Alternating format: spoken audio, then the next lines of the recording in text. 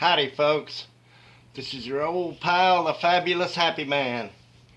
And I'm here tonight to talk to you about something which is of concern to all people.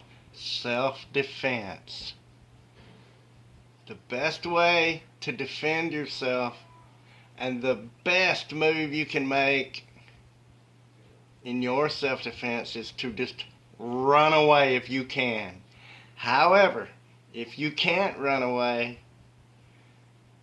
or if there are others with you who are under your protection, then I shall show you a few techniques that I know and I have seen used to help you protect yourself. In the state of Mississippi, you can carry a knife. And this is how to basically use a knife to protect yourself. Not to kill anyone, but to dissuade bandits, robbers, or bullies, or people who are wanting to beat you up, or for anybody who grabs a hold of you in an angry manner and tries to dominate you. You are justified in the state of Mississippi in defending yourself. This law in the state of Mississippi is you can carry any kind of open carry knife you want to. And here's how you do it. Here's where I carry mine. See, I have it on my back belt, and I have the scabbard in the pocket. It's not concealed. It's there, and I always leave, when I'm in enemy territory, I always leave the buckle unbuckled. And this is only if you're out on the street, or in enemy territory, or having to walk through a bad place, or if you're around people that you don't trust or anything. If you're anywhere, walking down the street, sitting in your yard, at the store, anywhere. So what you do is if somebody comes up to you and says, "I'm gonna whoop your ass," the best thing for you to do is to just say, "I do not want to fight you. I do not want to fight you. I do not want to fight you." And if they just insist on grabbing you, you just reach back behind you, and there it is. And the way you want to hold it, you can also turn slightly and grab it even before they grab a hold of you, which is when you want to do it, and have it in your hand. Can you see it? Can you see the knife? No, and they can't either. But here it is. And it's a big old fixed blade knife with a tang, which I recommend because it keeps your hand from sliding down and cutting your hand. And so you hold it like this, and you tell them, "I do not want to fight you." And if they come up and grab you by the shoulder with their right arm, all you have to do is just swing it. Just like a fist, and just swing it up and cut them right there. And they will let go. It won't kill them. Yeah, they're going to bleed, but they are going to back off, because most of the people that are going to bully you or threaten to whoop your ass, or they're going to try to intimidate you or grab a hold of you in an angry manner. What you want them to do is let go. You don't want to kill them. You don't want to kill anybody. But if they grab you, you just come out with it. They don't even know you have it in your hand. You just cut them. Cut them on the hand. Cut them in the pit of their elbow. Cut them under the arm. If you can really get it on them when they grab you, you just pull it across their face, right across above their eyes, and they are going to bleed copiously down into your eyes. And you cut a bully or some kind of footpad or bandit that's going to try to accost you on the street and say, "I'm going to whoop your ass," just back up. And as you're backing up, turn away from them, draw your weapon, but hold it where they can't see it, and say, "I do not want to fight you." Just keep saying that. "I do not want to fight you."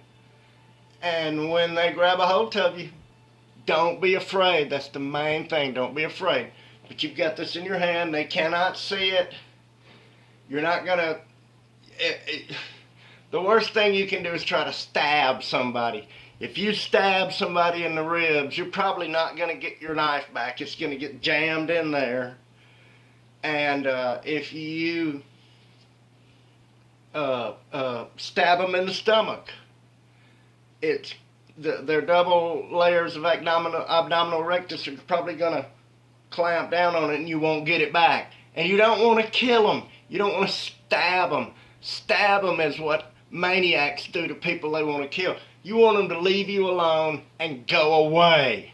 So what you do is you just cut them a little bit, you know, and you decide, I do not want to fight you. I do not want to fight you. And if you stick your hand out like that, they're going to grab your arm.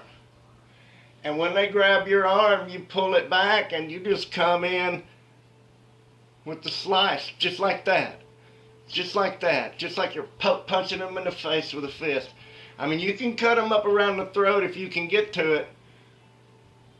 But you really don't want to kill anybody. You want to defend yourself. And what you really want is for them to go away. The worst thing you can do is pull out your knife and go, I'll cut you. Man, I'll cut you. Whoa, whoa, whoa, whoa, whoa. Because then you've told them what you're going to do. You've warned them. And if they've got a gun, they're probably going to pull it out.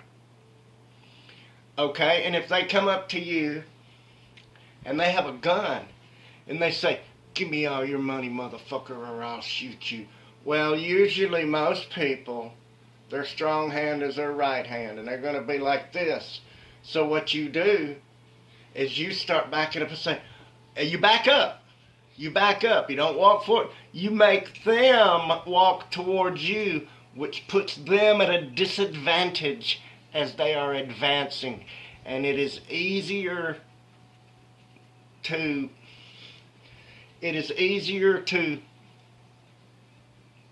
defeat an opponent who is on the advance than one who is not. I mean, if you go at him, he's got the advantage because if he knows what he's doing, he can use your momentum to hurt you bad. So what you do if somebody comes up with a gun and says, give me all your money or I'm going to rob you.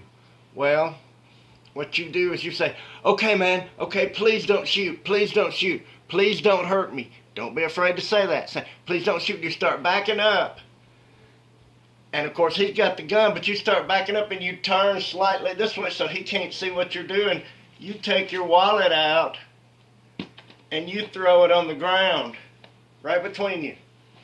And when he bends over, and while he's doing that, you got your weapon out and he can't see it. And you're saying, please don't hurt me. And when he bends over to pick it up, right up the throat, right across the face, right across the eyes, or if he bends over to pick it up, he's got to be looking at it to pick it up. Cut him on his knife hand. Cut him bad, because he'll have that gun out while he's bending down, and when he looks down, you take your weapon and you cut him on his hand. Cut him hard. Cut him up between the thumb and the finger if you can. If he's got the gun out, cut his wrist. But when you're holding your knife like this, I mean, they'll teach you, hold it like this. But the most effective self-defense way to defend yourself with the knife is you hold it where they can't see it, where they don't know you have it and they don't expect it. And if he's got that gun pointed at you with his right hand and he bends over to pick it up, don't be afraid. Give it to him right on the throat, because he's pulled an armed robbery on you and you are justified in defending yourself, even to the death. But you don't want to kill anybody. You don't want to be a killer, but you don't want to be taken advantage of it. So take your wallet out, throw it on the ground, because he's going to have to pick it up. And you back up a little bit and act like you're just so afraid, and you're going to back up. And when he reaches down to grab it, you have so many options.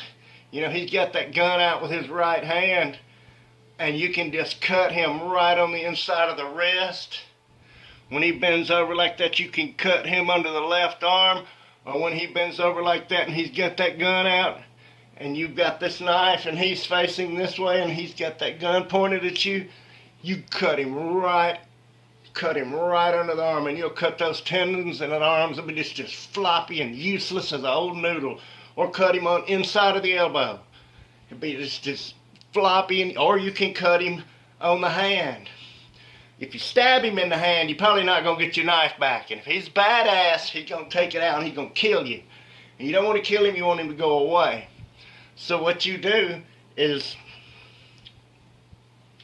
when he bends down to grab the wallet, like I said, he's got that right arm out with that gun on you and he's bending down, but he's got to look down. And as soon as he looks down, cut him. If you cut him across the face, he won't want any more. And don't be afraid. The main thing is to don't be afraid. Let him think you're afraid. Oh, please, please don't hurt me. No, please, please, please don't. No, I don't want to fight. Please don't hurt me.